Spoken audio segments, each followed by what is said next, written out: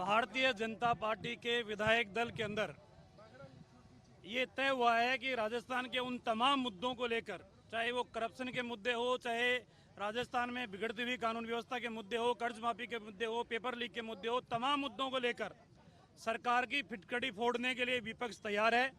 सरकार को तमाम मुद्दों के ऊपर सरकार घेरेगा, विपक्ष घेरेगा और आने वाले समय के अंदर सरकार की नाकामियों को जनता के बीच में हम लेकर जाएंगे। एक भी मुद्दा ऐसा नहीं है जिस मुद्दे के ऊपर सरकार खरी उतरी हो। 5 साल के अंदर मुख्यमंत्री किसी सदन के अंदर बजट पेश करे और वो बजट धरातल के ऊपर नहीं आए, इससे बड़ा दुर्भाग्य हो नहीं सकता। संविधान के अंदर इस बात का प्रावधान है कि विधानसभा के अंदर पारित किए हुए कानून के आधार पर ही सरकार बजट का वितरण करेगी, लेकिन सरकार उसकी पालना भी नहीं कर रही है। मन चाहे तरीके से, एक तरीके से आर्थिक अपराध करने का काम भी सरकार कर रही है। तो आने वाले तमाम इन मुद्दों पे सरकार को हम घेरेंगे।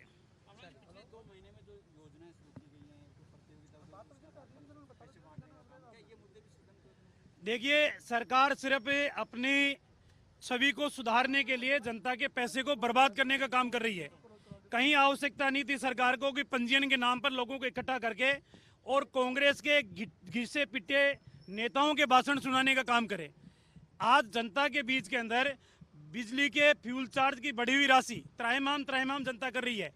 पेपर लीक के मामले में लाखों परिवार बर्बाद हो चुके हैं।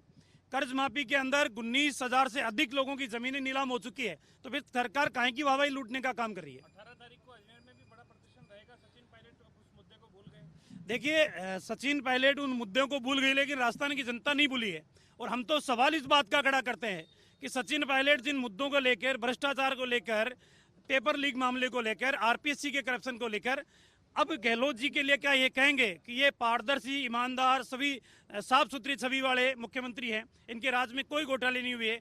माइनिंग घोटाले के आरोप इनके मंत्री लगा रहे हैं। एक विधायक जो कोटा क्षेत्र से आने वाले थे, पूर्व मंत्री रहे हैं, वो इस सदन में आना ही बंद कर दिया और उन्होंने यहाँ तक कह दिया कि मुझे चुनाव ही नहीं लड़ना, इस पूरे सिस्टम के मैं खिलाफ हूँ।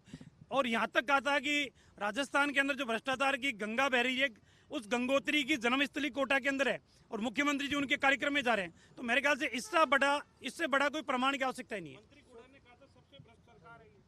मैं कह रहा हूँ, भरत सिंह जी ने मान लो, हेमाराम जी ने मान लो, राजेंद्र गुड्डा ने मान लो, पीआर मीणा ने मान लो, कई विधायक और मंत्री तो ऐसे हैं जो अपने अपने स्वार्थों के आधार के ऊपर चुप हो गए। किसी ने अपने पति को स्पोर्ट्स के अंदर बना दिया, किसी ने अपने को आईएएस बना दिया, किसी मंत्री ने खान आवंटन करवा ली, किसी ने जमीन आवंटन करवा ली, किसी ने एसडीएम डिप्टी एसपी लगाने के लाखों रुपए लेकर बैठ गए। तो ये भ्रष्टता के अंतिम, जिसको कहते हैं कि ये सदन जो अंतिम सत्र है, इस अंतिम सत्र के अंदर, इस भ्रष्टाचार की नाव के अंदर, इस ताबूत के अंदर हम अंतिम कील ठोकने का काम करेंगे। 16 तारीख को नड्डा जी आ रहे हैं।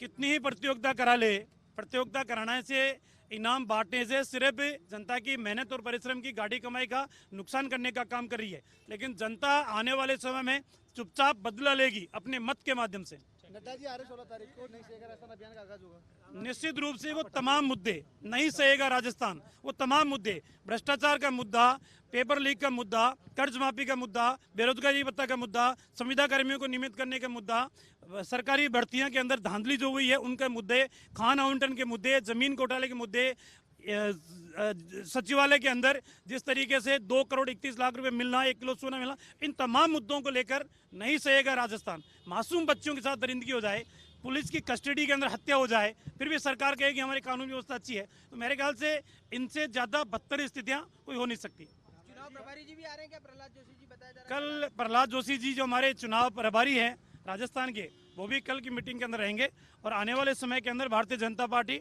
पूरी मुकर होकर सरकार की नाकामियों के तमाम मुद्दों को जनता के बीच लेके जाएगी। चीफ कह रहे हैं कि अगर आपकी बार सरकार आ गई ना तो आरएसएस में फिल्म बढ़ जाएंगे। देखिए, मेरे ख्याल से ये अहंकार की भाषा है, लेकिन मैं इतना दावे के साथ कहता हूं कि राजस्थान की जनता कांग्रेस सरकार की फिटकड़ी फोड़ने के लिए तैयार बैठी है। अवसर आने दो।